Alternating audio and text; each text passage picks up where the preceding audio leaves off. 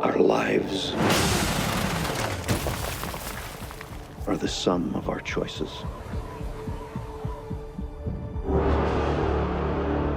And we cannot escape the past. Well, one thing you've got to hand Tom Cruise and his regular director, Christopher McQuarrie, is they never skimp. The mission they always choose to accept is to give us something even bigger, more spectacular, and frankly, more downright dangerous than the last one. The audience is king, they say, and what the audience wants, apparently, is Olympic-sized thrills and spills. Ethan, this mission of yours is gonna cost you dearly. And backing up the dazzling stunts, there's often an equally dazzling cast, usually with very little to do. Look at the women in Dead Reckoning Part 1. Vanessa Kirby from The Crown, Indira Varma from Game of Thrones, Pom Klementiev from Guardians of the Galaxy, and Rebecca Ferguson, the modern-day Ingrid Bergman. The world is changing. Truth is vanishing. War is coming. And above all, sparky Hayley Atwell. She's best known perhaps as Peggy Carter, the love of Captain America's life, but she's been a favourite, if underused, presence in movies for years. And here, finally, Hayley's given her head as an international jewel thief called Grace. People are chasing us. Yes, they are. You're driving. Well, I say given her head. Everyone knows in most Tom Cruise movies and all Mission Impossible ones, there's only one person front and centre. And apart from the very first of the series, directed by Brian De Palma no less, where it looked as if Tom's character Ethan Hunt was a mere sidekick to Jon Voight's Jim Phelps. As if. It's been the Ethan Hunt show ever since. The world's coming after you. His fate is written. Shall we write yours too? If anything happens to them, there's no place that I won't go to kill you. That is written. After Voight, Mission Impossible villains tended to be a little underwhelming. It's rarely Tom versus a worthy adversary because, frankly, who could be a worthy adversary to Tom Cruise? Instead, Ethan Hunt is often pitted against intriguing minor villains, often glamorous women, temporarily employed by a shadowy mastermind before they see the error of their ways.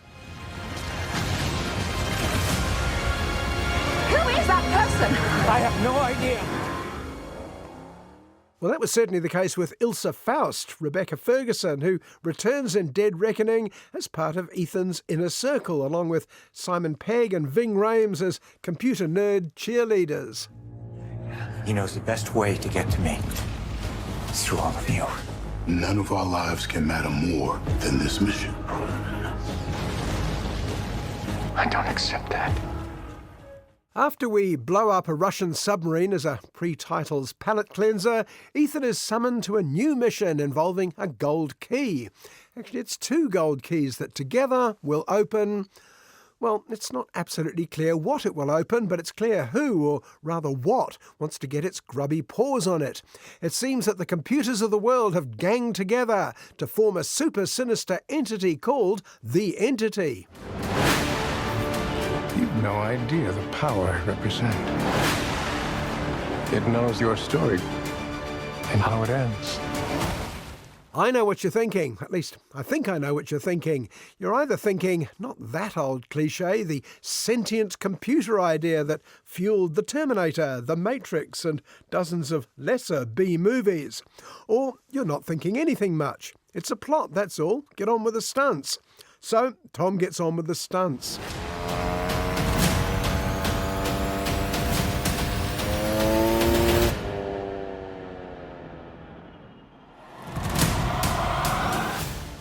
But he's got to reckon with an attractive wild card. Grace keeps getting in Ethan's way, pinching the magic keys from under his nose. Did I tell you she was a brilliant pickpocket as well as an international jewel thief? Actually, she has another rather unlikely skill, the ability to make Tom Cruise look flat-footed. Just as he's got her, and at least one of the keys in his grasp, suddenly she slips out of his hands and takes off to Venice, Rome, Abu Dhabi, and wherever else the flimsy narrative takes us. You need to pick a side.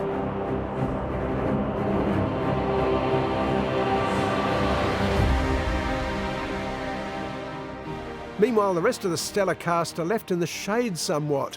Producer Tom and director Christopher McQuarrie are clearly too busy conjuring up spectacular stunts, including a one-armed car chase through the streets of Rome and an extraordinary bike jump that turns into a parachute drop in Norway. So they don't have time to find anything much for anyone else to do. Ethan, what's your objective? What's your ultimate objective? This is particularly a waste of Vanessa Kirby playing Black Marketeer, the White Widow. Vanessa arrives late and then gets nothing much to do apart from being knocked out. Actually, the same thing happens with Pom Klementieff as a baddie and Rebecca Ferguson as a goodie. Arrive, knocked out, repeat later. Your life will always matter more to me than my own.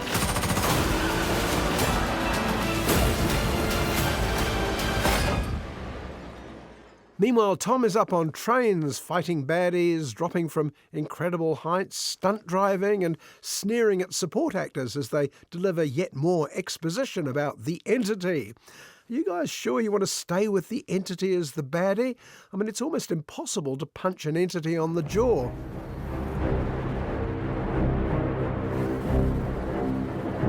Your days of fighting for the so-called greater good are over.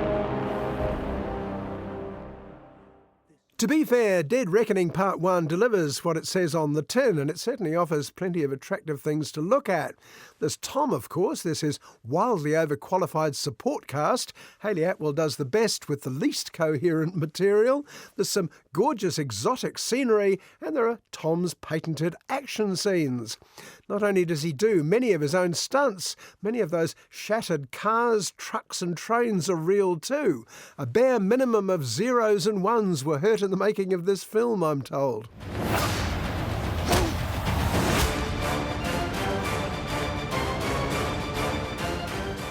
Part 2 will arrive in a year or so, and I'll show up, I suppose, though frankly I'll be more interested in Vanessa and Hayley than in Tom and the Entity.